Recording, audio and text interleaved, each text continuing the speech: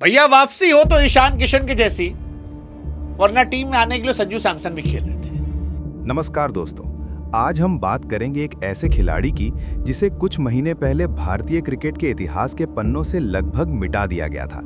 एक ऐसा नाम जिसके आगे अनुशासनहीन का टैग लगा दिया गया, सेंट्रल कॉन्ट्रैक्ट छीना गया, टीम से बाहर निकाला गया और सोशल मीडिया पर ट्रोल्स ने करियर खत्म होने की भविष्यवाणी कर दी। लेकिन कहते हैं ना कि घायल शेर की सांसें उसकी दहाड़ से ज्यादा खतरनाक होती हैं। कल रात डुनेडिन के मैदान पर जो हुआ वो सिर्फ क्रिकेट नहीं था, वो एक प्रतिशोध था, वो एक ऐलान था, वो ईशान किशन का जवाब था उन तमाम सिलेक्टर्स को, उन आलोचकों को और उस सिस्टम को जिसने मान लिया था कि ये सितारा अब डूब चुका है। आज की कहानी वापसी की है। आज की कहानी ईशान शानदार किशन की है। थोड़ा पीछे चलते हैं। याद कीजिए वो समय जब ईशान किशन दक्षिण अफ्रीका दौरे से बीच में वापस आए थे। मेंटल फटीग का कारण बताया गया था, लेकिन उसके बाद जो हुआ वो किसी दुस्वप्न से कम नहीं था। बीसीसीआई का आदेश था डोमेस्टिक क्रिकेट खेलो, ईशान नहीं खेले। नतीजा सालाना कॉन्ट्रैक्ट से छुट्टी। वो दौर ईशान के लिए आसान नहीं था। जब पूरी दुनिया आईपीएल और वर्ल्ड कप की तैयारियों में व्यस्त थी, ईशान किशन बड़ौदा में हार्दिक पांड्या के साथ पसीना बहा रहे थे। उस एक वायरल तस्वीर पर लोगों ने खूब मजाक उड़ाया था। किसी ने कहा ये दोनों बागी हैं, किसी ने कहा इनका करियर खत्म। लेकिन हमें और आपको क्या नहीं दिखा? हमें वो आग नहीं दिखी जो ईशान के अंदर सुलग रही थी। ईशान ने खामोशी ओढ़ ली। उन्होंने सोशल मीडिया पर लड़ना बंद किया और बल्ला उठाया। बुची बाबू टूर्नामेंट के तपते सूरज के नीचे शतक लगाया। रणजी ट्रॉफी में झारखंड की कप्तानी करते हुए शतक ठोका। दलीप ट्रॉफी, विजय हजारे, हर जगह वो गए और रनों का अंबार लगा दिया। उन्होंने साबित किया कि मुझे सिस्टम से शिकायत नहीं है, मुझे बस अपनी जगह वापस चाहिए। और कल जब उन्हें वो नीली जर्सी दोबारा मिली तो उनके कंधों पर सिर्फ टीम इंडिया की उम्मीदें नहीं थीं, बल्कि पिछले एक साल का वो सारा गुस्सा, वो सारा अपमान और वो सारी भूख भी थी जिसे शांत करने का सिर्फ एक तरीका था, विध्वंस। न्यूजीलैंड के खिलाफ दूसरा टी20 सीरीज दांव पर थी। सामने छोटी बाउंड्रीज थीं और एक ऐसी पिच जो बल्लेबाजों को ललचा रही थी।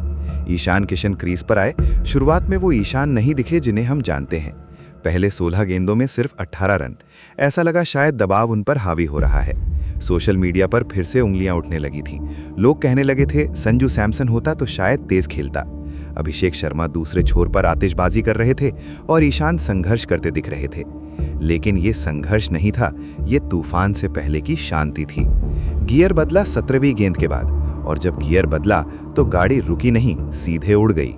सोचिए एक बल्लेबाज जो टीम में अपनी जगह पक्की करने के लिए खेल रहा हो, वो कितना रिस्क लेगा। लेकिन ईशान ने रिस्क की परिभाषा ही बदल दी।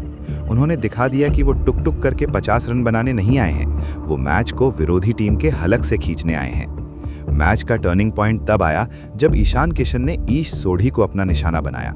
वही सोढ़ी जो भारतीय बल्लेबाजों को अपनी फिरकी में फंसाते आए हैं। लेकिन कल सोढ़ी की लेग स्पिन ईशान की मसल पावर के सामने भीगी बिल्ली बन गई। एक ओवर में 29 रन, जी हाँ 29 रन। आंकड़े सुनिए, आपके रोंगटे खड़े हो जाएंगे। अपनी पारी की आखिरी 27 गेंदों पर ईशान किशन ने 84 रन ठोक दिए। 84 रन। ये टी20 क्रिकेट नहीं था, ये वीडियो गेम का स्कोर था। कुल 43 गेंदों में शतक। न्यूजीलैंड की धरती पर किसी भी भारतीय द्वारा सबसे तेज शतक। और सिर्फ चौके नहीं, ईशान डील कर रहे थे छक्कों में। 10 गगनचुंबी छक्के। हर एक शॉट में एक मैसेज था। जब उन्होंने सोढ़ी को सामने मारा, वो मैसेज था कि मुझे स्पिन खेलने में कोई दिक्कत नहीं। जब उन्होंने मिल्न को पुल किया, वो मैसेज था कि बाउंसर मेरा नाश्ता है। और जब उन्होंने शतक पूरा करके हेलमेट उतारा और वो दहाड़ लगाई, वो मैसेज था अजीत अगरकर और चयनकर्ताओं के लिए कि मुझे इग्नोर करके दिखाओ। उस सेलिब्रेशन में अहंकार नहीं था, उसमें वो दर्द था जो पिछले 6 महीनों से उनके सीने में दबा था। अब बात करते हैं उस मुद्दे की जो भारतीय क्रिकेट में सबसे ज्यादा गरमाया हुआ है, संजू सैमसन बनाम ईशान किशन। देखिए, संजू सैमसन एक बेहतरीन टैलेंट है। उनकी क्लास, उनकी टाइमिंग का कोई जवाब नहीं। लेकिन कड़वा सच ये है कि क्रिकेट मौकों का खेल है। पहले टी20 में संजू को मौका मिला, वो चूक गए। ईशान को मौका मिला, उन्होंने इतिहास रच दिया। संजू सैमसन का करियर ग्राफ अगर आप देखें तो वो निरंतरता की कमी से जूझते रहे हैं। लेकिन ईशान किशन, ये लड़का अलग मिट्टी का बना है।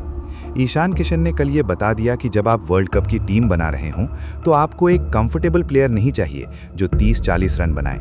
आपको एक मैडमैन चाहिए जो 20 गेंदों में मैच का नक्शा बदल दे। ईशान किशन एक पैकेज हैं। वो ओपन कर सकते हैं, वो नंबर 3 खेल सकते हैं और अगर जरूरत पड़ी तो वो नंबर 5 पर भी वही तबाही मचा सकते हैं। कल की पारी ने एक बात साफ कर दी है कि विकेट कीपर की रेस में अब ईशान किशन ड्राइवर सीट पर हैं। ऋषभ पंत की वापसी हो चुकी है, लेकिन बैकअप ओपनर और कीपर के तौर पर ईशान ने अपनी दावेदारी पर फेविकोल लगा दिया है। जो लोग कह रहे थे कि शुभमन गिल के बाहर होने से टीम कमजोर होगी, ईशान ने उनसे कहा, फिक्र मत करो, मैं हूं ना। उन्होंने सिलेक्टर्स के सामने एक मीठा सिरदर्द पैदा कर दिया है। अब आप ईशान को बाहर कैसे बैठाएंगे? इस पारी का जश्न सिर्फ भारत में नहीं मना, एक जश्न हैदराबाद में भी हुआ होगा। सनराइजर्स हैदराबाद की मालकिन काव्या मारन के चेहरे पर आज सबसे बड़ी स्माइल होगी। जरा सोचिए आईपीएल 2025 में क्या होने वाला है। एक छोर पर ट्रेविस हेड, दूसरे छोर पर अभिषेक शर्मा और अगर कोई बच गया तो उसके लिए ईशान किशन और हेनरिच क्लासन। कल हमने अभिषेक शर्मा और ईशान किशन की जुगलबंदी देखी। अभिषेक शुरू में मार रहे थे, ईशान संभल रहे थे। फिर ईशान ने चार्ज लिया और अभिषेक ने स्ट्राइक रोटेट की। ये ब्रोमांस और ये तालमेल भारतीय क्रिकेट के भविष्य के लिए शुभ संकेत हैं। ईशान किशन 14-15 करोड़ के खिलाड़ी नहीं हैं। इस पारी के बाद उनका मूल्य अनमोल है। एसआरएच ने उन्हें बेस प्राइस के आसपास खरीदा होगा या चाहे जितनी भी बोली लगाई हो, कल की पारी ने वसूल कर दिया है। अंत में बात सिर्फ रनों की नहीं है, बात उस एटीट्यूड की है। ईशान किशन ने दुनिया को दिखा दिया कि रोने वाले रोते रह जाते हैं और जिद्दी इतिहास रच देते हैं। उन्होंने कॉन्ट्रैक्ट खोया, जगह खोई, इज्जत पर सवाल उठे, लेकिन उन्होंने अपना आत्मविश्वास नहीं खोया। ये पारी उन सभी युवाओं के लिए एक सबक है जो जीवन में असफलता से डरते हैं। ईशान किशन ने सिखाया है कि एडजस्ट मत करो, परिस्थितियों से समझौता मत करो, बस अपने बल्ले को इतना चौड़ा कर लो कि आलोचना की हर गेंद सीमा रेखा के पार जाए। हार्दिक पांड्या की वो हंसी और ईशान का वो गले मिलना, वो एक फ्रेम में भारतीय क्रिकेट की नई तस्वीर थी। एक ऐसी टीम जो निडर है, बेखौफ है। ईशान किशन वापस आ चुके हैं और इस बार वो दस्तक देकर नहीं आए हैं, वो दरवाजा तोड़ कर आए हैं। वर्ल्ड कप आ रहा है और अब चयनकर्ताओं की मीटिंग में एक नाम सबसे ऊपर लिखा जाएगा, ईशान तूफान किशन, क्योंकि जैसा कि हम सब जानते हैं, वापसी हो तो ईशान किशन जैसी हो। अगर आपको भी लगता है कि ईशान किशन ने अपने आलोचकों का मुंह हमेशा के लिए बंद कर दिया है, तो कमेंट्स में अपनी राय जरूर लिखें। क्या ईशान को T20 वर्ल्ड कप में ओपनिंग करनी चाहिए? मिलते हैं अगले वीडियो में। जय हिंद।